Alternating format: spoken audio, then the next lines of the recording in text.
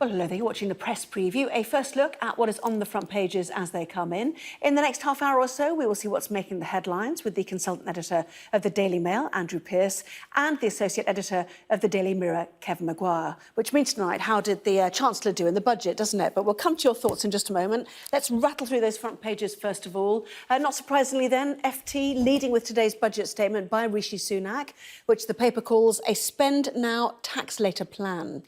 The Guardian with a similar headline suggesting businesses and middle income could feel the greatest strain. The Times carries the headline, highest tax levels for 50 years.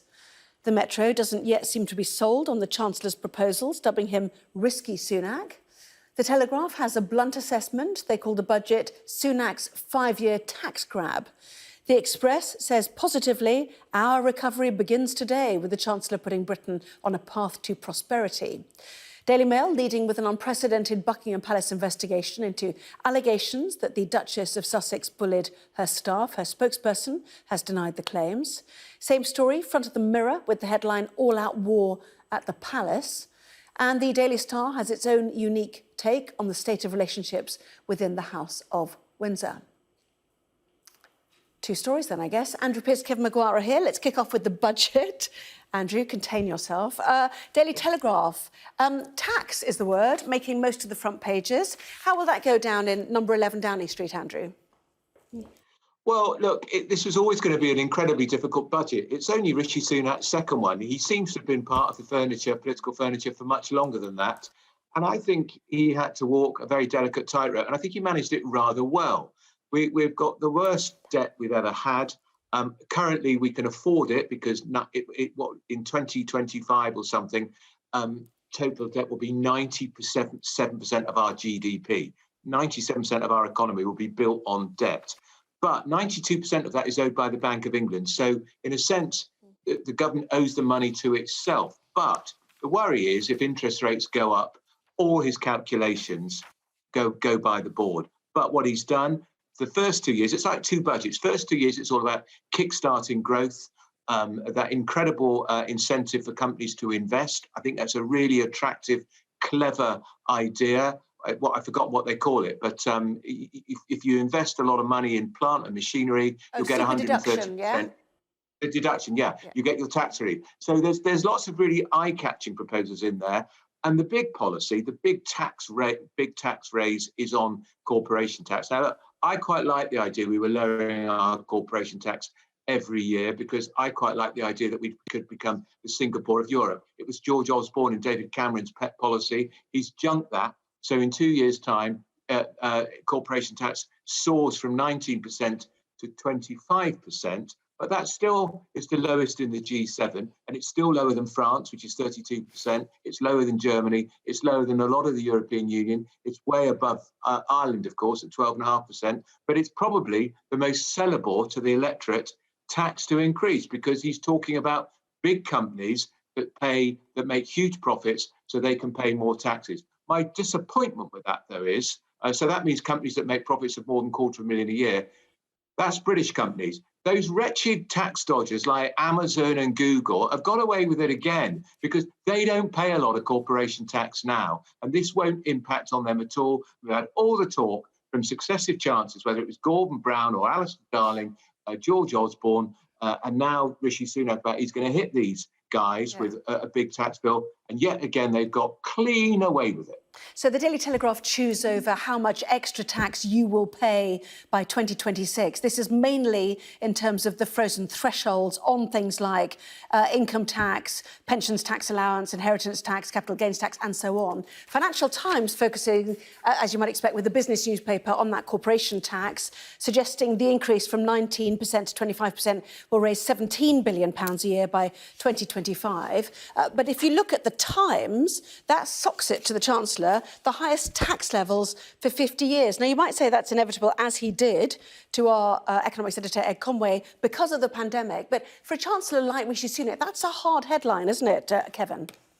Oh, yeah. Look, it wasn't inevitable. It was a political and an economic choice, and he's made that choice. And you asked about the headlines across the papers. the Telegraph talked about a tax grab. The Times has got the 50 years. He probably likes the Express was just an extension of the Number 10 propaganda machine. He's probably relieved Meghan Markle's on the front of the Mirror and the Mail, because overall the headlines are very, very negative. You might think they could have been even worse, but they are negative nonetheless. And he'll be worried about that because he's hugely ambitious for himself. And it's way beyond the economy. It's all about whether he can get to number 10. And in fact, that picture on the front of the Times looks very prime ministerial. He's in number 11 Downing Street. I think that's all previous chancellors. But that is always like a prime minister walking up the stairs with all the pictures of previous prime ministers around them. He does that in part because he's very, very tall. He's about 5'6" or something, and they realise that when he stands outside with the red box with his team, he just looks very, very minute. So they've cleverly got him on the top stair to make him look bigger as well. But now that budget, I just think it's a lot of big errors, including cutting public spending away from COVID, because all these COVID spending is time limited. It's a 3-month extension here, a 6-month extension there. That will go, but these tax rises are going to be permanent, including those million-plus people who will start paying income tax for the first time. Permanent till 2026, because that's what it's frozen till, isn't it? But yeah, do continue. Yeah. People are going to come in there and they're going to pay it. More people on very low incomes are going to be paying income tax. You could have justified, I think, the higher rate, holding it around 50,000. You could arguably do that. And corporation tax is just very, very sensible. But Andrew mentioned there's 25 billion for investment. The Office for Budget Responsibility says that may not generate growth because companies have been sitting on a huge amount of money they couldn't spend to invest during the pandemic. And I think there's one estimate, 120 billion. Now they're going to get 25p for every pound they spend. It's just going to be, in the back pocket. Yeah, I mean, that favours the brave, doesn't it, that policy? And if you're ready to invest right now, which some might be, then it's brilliant for you. But in terms of the minimum tax threshold, and to be fair, that's gone up massively, hasn't it? That was a Lib Dem policy as part of the coalition government, as I remember, back in 2010. So you could argue that's really gone up in the last few years. The Guardian then, spend now, pay later. Sunak flags major tax rises as the COVID bill soars. And these things, you say, aren't there forever. 6 months on universal credit, the furlough till the end of September, because the prediction for growth next year is enormous, isn't it, Andrew? This idea that people are sitting on cash they haven't been able to spend. What does that mean politically then? Or does it just mean that there's a sort of bonanza for all next year? Well, the growth predictions are extraordinary. 7.5% next year, which is unprecedented. And the Office of Budget Responsibility, which is independent and has predicted that we'll be back to pre-pandemic levels of growth and profitability by the middle of 2022. That's 6 months earlier. So that's a really positive sign. Now, everything is he is really walking a tightrope. And I mean, Kevin's criticising the budget. I think it's a very clever budget, and I'd like to see what Labour would have done differently. We've got this help for people who want to buy a home, which is great news.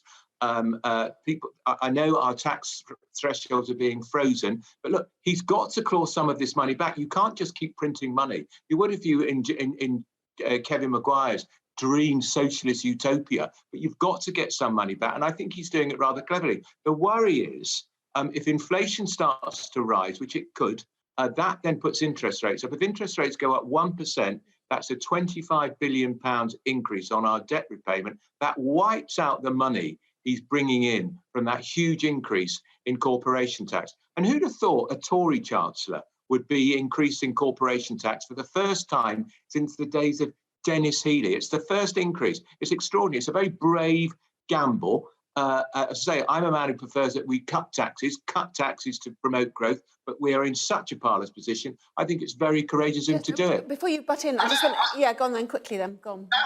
I'm old enough to, when Andrew and the Conservatives to argue that corporation tax rises when they were proposed by Labour would be terrible and would cost the Treasury money because cutting it made more money. No, it didn't. That lie has now been nailed. and it'll raise 17-odd billion that was given to companies, again, as a backhander. But when we go on about growth, you've got to remember there's going to be 3% permanent scarring now. That's about 60 billion gone. And the growth after the little bounce back next year, I think, is it 1.7, 1.6, 1.7 as forecast? It's gone down from 5.5 to 4 this year. They're pretty feeble figures. So he's not some chancellor overseeing some economic miracle. His COVID spending will fall when COVID is pushed back. Okay, just very, I'm going to interrupt you because there was a thought you... Yeah, while we look at the Metro, which also talks about risky Sunak, the idea that he's gambled £65 billion extra on spending on this quick recovery for this pandemic, there was a thought that you had that really they're pushing for an early election because they want this year of glowing growth and then reap the rewards. I think it's entirely plausible. They'll get rid of that stupid Fixed-Term Parliament Act, which we should never have had anyway. Madness from the Lib Dems that David Cameron signed up to. I think it's entirely possible they go for it in 2023. We'll have had an enormous year of growth and boom next year. The growth will start slowing down in 2023. It'll be a very good time, and it will be the old thing. People will look, when economies are in trouble, they look to Tories to rescue them. There's a poll out today, Anna, showing 60% approval for the budget and 66% approval for Rishi Sunak. If they'd asked if they want to approve the Shadow Chancellor, they'd have said, who? OK, very quickly. What's his name? Brenda from Bristol should look away now, because I think we should have a general election so much sooner, because the pandemic don't be ridiculous. Has changed everything. All the election promises and the manifestos that were stood on in 2019, although Labour said they'd raise corporation taxes, and now the Tories doing it, but they've all gone. So I think you should put forward the competing views of how you progress and how you build back better in Britain. Put them to people and let them decide. Oh, we're running over as ever. No, I haven't got time. I haven't got time to hear you. I've got too much to pack in the second half, as you know. Yes, exactly. Zip it. Lock it, put it in your pocket, but that's for swearing. We won't do that just yet. Plenty more from them in just a moment. A political friendship gone south. We'll discuss Nicola Sturgeon's testimony in the Salmond affair. That's after the break.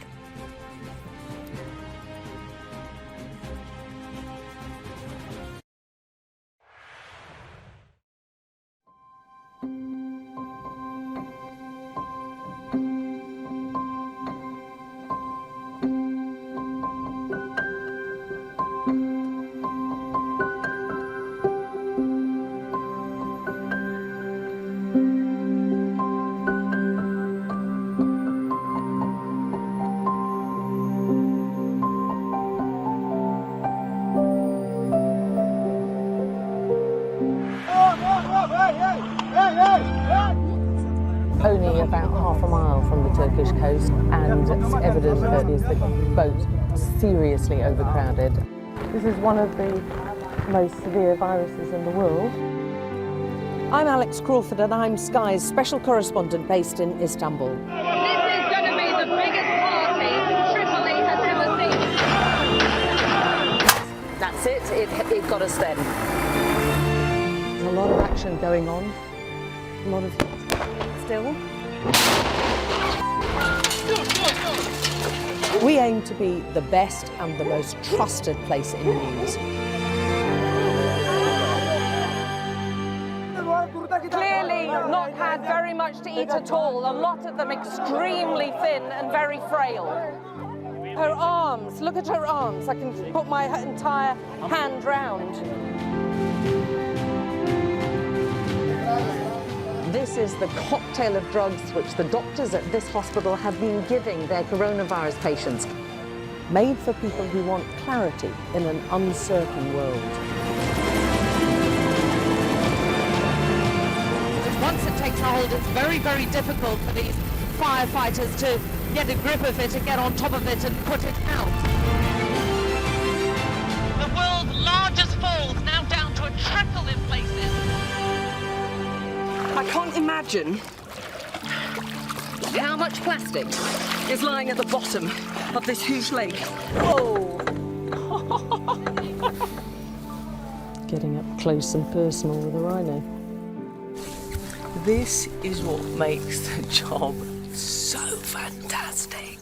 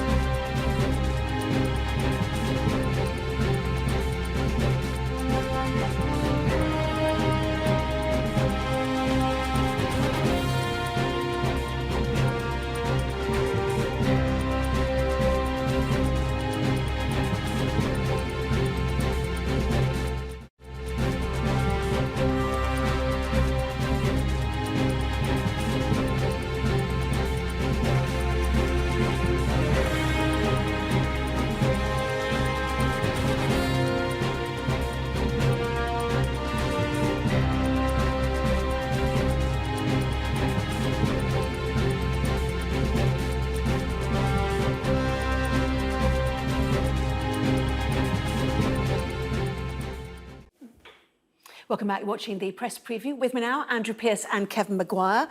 Plenty still to talk about, not least what happened north of the border today, Kevin. A long day of evidence being given by the First Minister there, Nicola Sturgeon.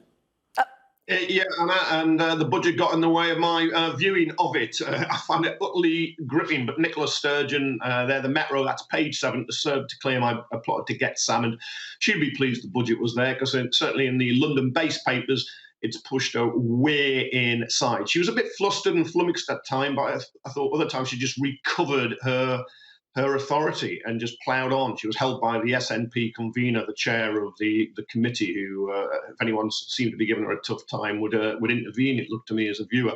But now, there we are. She says there was absolutely no plot. I was honest all the way through. I'm not sure about that, but we'll see. I think she's going to survive, isn't it? And perhaps it's right that she survives, and it's the Scottish people at the election in May who decide whether they want her to be First Minister, whether the SNP get a majority. Put it over to them. Yeah. We're going to move on, if you don't mind, Andrew, unless you've got something to say about that, onto the... Well, I was just going to say very briefly on that, there's an independent adjudicator working behind the scenes, looking at all the papers, who could actually do far more damage to Nicola Sturgeon than that hearing today, because I agree with Maguire. Nobody landed. There was no killer blow. The real problem for her is if the independent inquiry says that court case should not have happened, and she then abused her position, because if you misuse public money, that's a breach of the ministerial code. So she could be in trouble on that basis. We've got less than a minute now for you to do your front page, Daily Mail, and the front page of the Daily Mirror, which is about Meghan and the bullying allegations at the palace. Well, briefly, there's no denial now that this allegations of bullying were made when Meghan was still within the royal household. No denial that she's denied the bullying happened, but there's no denial that the allegations were made against her. What's interesting is the palace have moved it forward, and they're now going to say they're going to talk to all those people, the 2 people who apparently were forced out, any other staff who worked there. So this story, as we say in the trade, has got legs, and it looks, if half of it's true, it's very unpleasant about Meghan Markle. OK, and obviously all eyes on the Oprah Winfrey interview overnight, Sunday night, to be broadcast on... Yeah, well, we will certainly see and watch what happens with that. Lovely to see you both. We will see you for more at 11:30. Thank you very much indeed. And just a reminder of what's coming up in the next hour here on Sky News. We will pore over all those details of the budget coming up in Sky News at 11.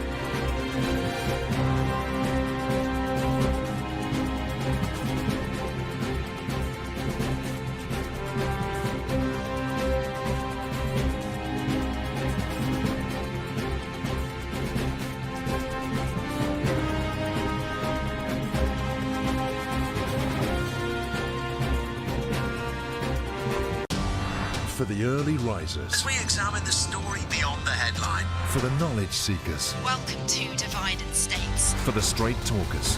The curious and the ones who want to be entertained. Backstage, Sky News' entertainment podcast. For wherever you are. Welcome to Sophie Ridge on Sunday podcast. For the ones who want to know more. Welcome to the All Out Politics podcast. For the listeners. From Sky News Storycast.